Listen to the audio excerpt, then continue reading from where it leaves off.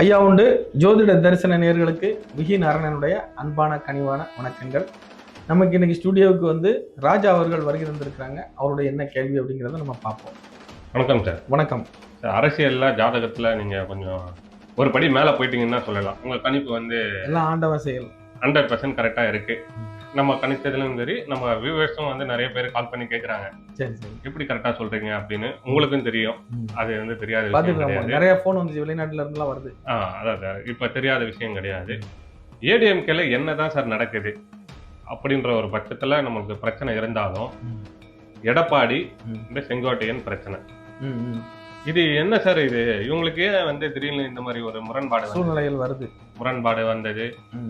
செங்கோட்டையன் சொல்றதும் கரெக்ட் தானே. மற்றவங்க எல்லாரையும் கூப்பிடுங்க, போனவங்க எல்லாரையும் கூப்பிட்டா நம்ம கட்சி வலுவடையும் சொல்றது கரெக்ட் தான். ஆனா அவரை பதவியில இருந்து நீக்கியிருக்காங்க.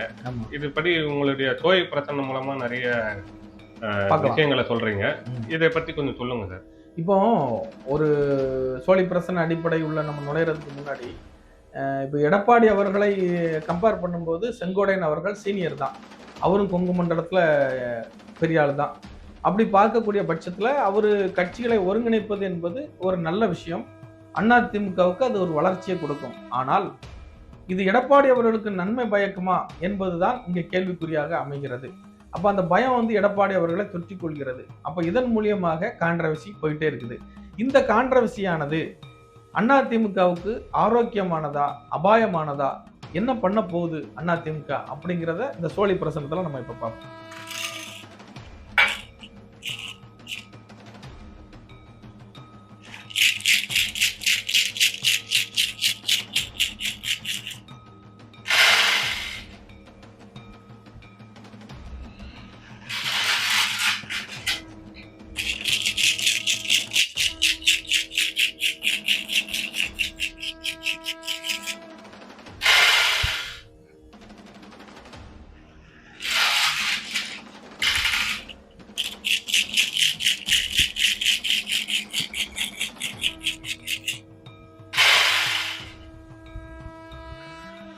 இப்போ இவர்களுடைய சண்டை மேலும் விஸ்வரூபம் எடுக்கும். அதாவது வரக்கூடிய காலங்களில் அதிமுகவுக்குள்ள உள்பூசல்கள் ரொம்ப அதிகமாக வரும். டிசம்பருக்கு பிறகு, வரக்கூடிய டிசம்பருக்கு பிறகு இந்த பிரச்சனையானது ஒரு முடிவுக்கு வந்து ஒரு குடைக்கு கீழ் வரக்கூடிய ஒரு சூழ்நிலைகள் வரும். அது எடப்பாடி தலைமைக்கு கீழோ அல்லது அந்த அதிமுக மொத்த கூட்டமும் ஒன்றிணைவதற்கான வாய்ப்புகளோ உருவாவதற்கான வாய்ப்புகள் உண்டு. ஆனால் இப்போது நடக்கக்கூடிய சண்டையை பார்க்கும் பொழுது மேலும் மேலும் மேலும் மேலும் இந்த சண்டையை ஊதி பெரியதாக்கக்கூடிய ஒரு சூழ்நிலைகள் உருவாக்கி வருகிறது. இது கட்சிக்கு அவ்வளவான ஆரோக்கியமான விஷயம் அல்ல, அபாயமான விஷயம். அப்போ இந்த காலகட்டத்தில் நடக்கக்கூடிய நிகழ்வுகள் எல்லாமே வரக்கூடிய இந்த தசரா வருது பார்த்தீங்கன்னா, விஜயதசமி. இந்த விஜயதசமிக்கு அப்புறம் இந்த கட்சியினுடைய போக்கும் பிரச்சனைகளும் மாறும். அதன் பிறகு வரக்கூடிய சூழ்நிலையை பொறுத்து, அன்றைய நிலவரத்தை பொறுத்து அப்பொழுது பிரசன்னம் பார்த்து சொன்னால் சரியாக இருக்கும். இப்பொழுது குழப்பம் அதிகமாகும். செங்கோட்டையன் சொல்றது கரெக்ட் தானே. அதை வந்து நீங்க எப்படி பாக்குறீங்க? அதையும் பார்த்துருவோம்.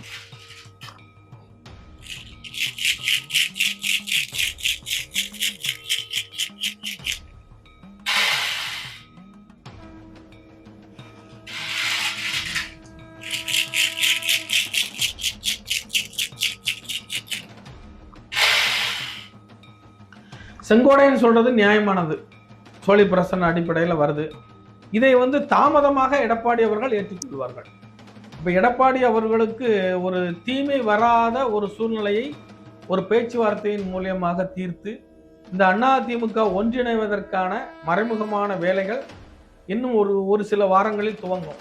அதன் பிறகு ஒரு முழுமையான வடிவம் பெற்று விஜயதசமிக்கு பிறகு அதிமுகவின் பக்கம் ஒரு சாதகமான ஒரு சூழ்நிலை உருவாவதை காட்டுகிறது. சரி, அடுத்தது வந்து டிடிவி தினகரன் அவர் வந்து நிறைய பிரஸ் மீட் கொடுத்துட்டு இருக்காரு. நாங்க வந்து செங்கோட்டையன் சொல்றது கரெக்ட் தான், இருந்தாலும் வந்து எடப்பாடி ஏற்றுக்க மாட்டாரு. அப்பனா வந்து நான் வந்து அந்த கட்சி ஒன்றிணைன்னு அவரு நினைக்க மாட்டாரா, ஒன்றிணைக்க கூடாதுன்னு எடப்பாடி எதிர்பார்க்கிறாரா அப்படின்னு அவரு நிறைய கொஸ்டின் பண்ணிட்டு இருக்காரு. டிடிவி எப்படி சார் இணையம் தான் நல்லா இருக்குமா அதிமுகவோட? இப்ப டிடிவி தினகரன், எடப்பாடி அவர்கள், இவங்க இரண்டு பேருடைய மனநிலை என்ன, இவங்களுக்குள்ள என்ன சூழ்நிலை இருக்குது, யார் இந்த கட்சி இணையக்கூடாதுன்னு நினைக்கிறாங்க அப்படிங்கிற பிரச்சனத்தை நம்ம பார்த்துடலாம்.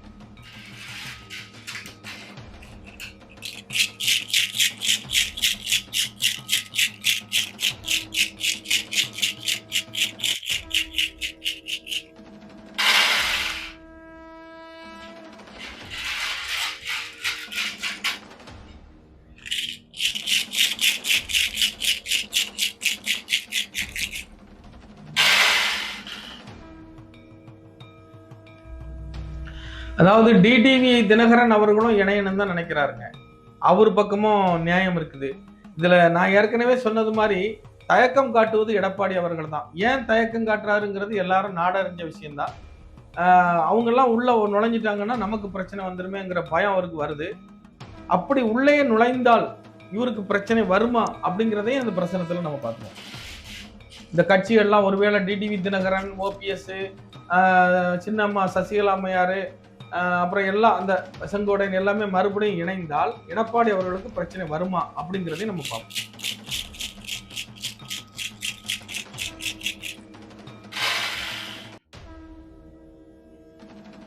வரும், பிரச்சனை வரும், அதான் அவர் யோசிக்கிறார். அதனாலதான் ஜவும் டைம் மாதிரி இழுக்குது. அப்ப இது ஒரு முடிவுக்கு வர்றதுக்கு கொஞ்சம் குழப்பம் காட்ட தான் செய்யுது. அதுதான் விஜயதசமிக்கு பிறகுதான் இது ஒரு செட்டுகள் யார் எந்த செட்ல இருப்பாங்க அப்படிங்கிற ஒரு கணக்கு வரும். சரி, தலைமையில எடப்பாடி இருப்பாரா அப்படிங்கிற ஒரு பிரசனத்தையும் பார்த்துருவோம்.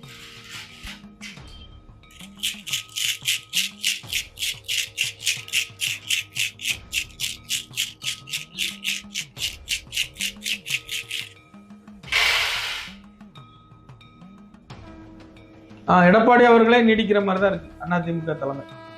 நீங்க சொல்றீங்க, ஆனா முரண்பாடான ஒரு கேள்விதான் டிடிவி வச்சிருக்காரு.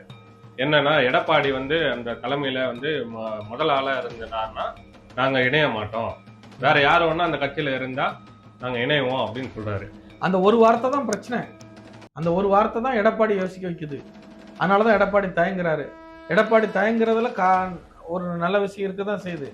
ஆனா இவங்கெல்லாம் வந்தாங்கன்னா எடப்பாடிக்கு ப்ராப்ளம் வரத்தான் செய்யும். ஆனா இவங்கெல்லாம் ஒரு டீமா ஒர்க் பண்ணாதான் கட்சி ஜெயிக்கும். ஆனா அதை எடப்பாடியை தலைமையா வைக்க மாட்டாங்க. அப்ப எடப்பாடி அதை விட மாட்டார் இல்லையா? இந்த சிக்கல் இருக்குதுங்கிறத காட்டுது. அடுத்து இப்ப பாஜகவோட கூட்டணி வச்சிருக்காங்க. ஆமா, அதுவும் இவங்களுக்கு என்டிஏ கூட்டணியில நாங்க சேர மாட்டோம் அப்படின்னு டிடிவி சொல்லியிருக்காரு. பாஜக இருக்கிறதுனால டிடிவிக்கு என்ன பிரச்சனை இருக்கு? அவர் சேரலாம் இல்லையா? அது நியாயமானது.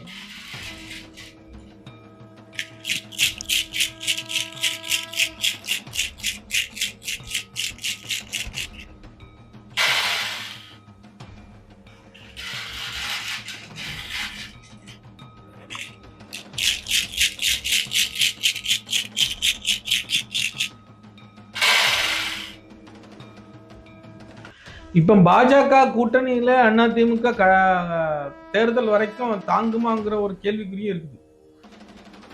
இப்ப தினகரன் பொறுத்த மட்டும் பாஜகவோட சேர்ந்தா நம்ம தோத்துருவோம் அப்படிங்கிற ஒரு மனநிலையில அவர் இருக்கிறார். அதே மாதிரி எடப்பாடி அவர்களுக்கு ஒரு தயக்கம் இருந்தாலும் வேற வழி இல்லாம சேர்ந்திருக்கிறார். ஏன்னா போன எலெக்ஷன்ல பாஜகவை தவிர்த்ததனால் அதிமுக தோல்வி அடைந்தது. இப்ப இந்த எலெக்ஷன்லயும் அந்த நிலைமை வந்துடக்கூடாதுங்கிறதுக்காக யோசிக்கிறாரு. இந்த பிரச்சனைகள் விஸ்வரூபம் எடுத்து பாஜகவோடு இணையாமல் ஒரு பிரச்சனை உண்டாவதற்கான வாய்ப்புகளையும் காட்டுது. இப்ப இணைஞ்ச மாதிரி காமிச்சிருக்காங்க இல்லையா? தேர்தல் நெருங்கும் போது அது கட்டாவதுக்கான வாய்ப்புகளை கூட காட்டுது.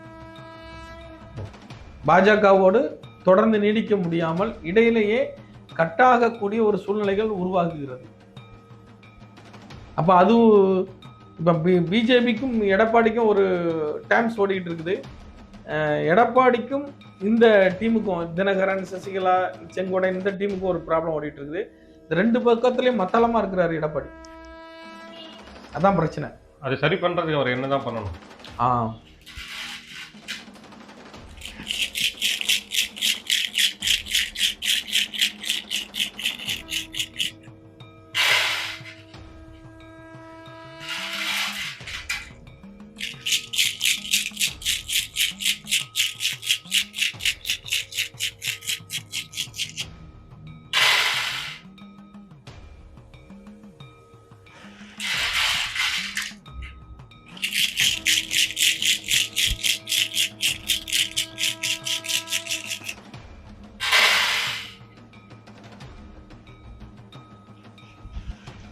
இப்ப இவரை பொறுத்த மட்டும், எடப்பாடி அவர்களை பொறுத்த மட்டும் பாஜகவோடு இணைந்தாலுமே ஒரு சூழ்நிலைகள் சரியில்லாம தான் காட்டுது.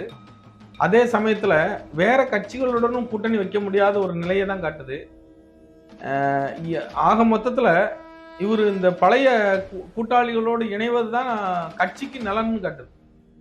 இப்போ சசிகலா அம்மையார், தினகரன், செங்கோடையன் இவங்க எல்லாமே இணைஞ்சு பயணித்தால் மட்டும்தான் அதிமுக தப்போம். அப்படி இல்லைன்னா கொஞ்சம் பிரச்சனை தான். இப்ப இணையலாம் இல்ல அவருக்கு, அதுல என்ன பிரச்சனைன்னு நினைக்கிறீங்க சார் நீங்க? இங்க தலைமை தனிப்பட்ட போயிடும் பயப்படுறாருல. தலைமை இப்போ போயிடும். ஓபிஎஸ் பொறுத்த மட்டும் 3 தடவை அம்மையார் அவரை வச்சிருந்தாங்க, முதல்வர் அமைச்சரா ஓபிஎஸ் வச்சிருந்தாங்க. மறுபடியும் வந்து கேட்டவுடனே கொடுத்துட்டாரு அவரு. ஆனா இவர் வந்து சசிகலா அம்மையார் மூலியமாக உள்ள நுழைஞ்சிட்டு அதுக்கப்புறம் அவங்கள வெளியே தள்ளிட்டார் இல்லையா? அந்த சூழ்ச்சியினுடைய எஃபெக்ட் இவருக்கு தெரியும். அப்ப பின்னாடி இதுக்கு பிரச்சனை வரும், நம்ம வந்து இது நம்ம நம்ம நம்மளால அடிக்கப்பட்ட பாம்புகள் எப்போ வேணாலும் கொத்தும் அப்படிங்கிற பய உணர்வுல தான் அவர் இருக்கிறார். தலைமைக்கு ஆபத்துங்கிறது புரிஞ்சுதான் செய்றார். இது உலக அறிஞ்ச விஷயம் தான். நாடு எல்லா மக்களுக்கும் இது தெரியும். இதுதான் பிரசன்னமும் காட்டுது.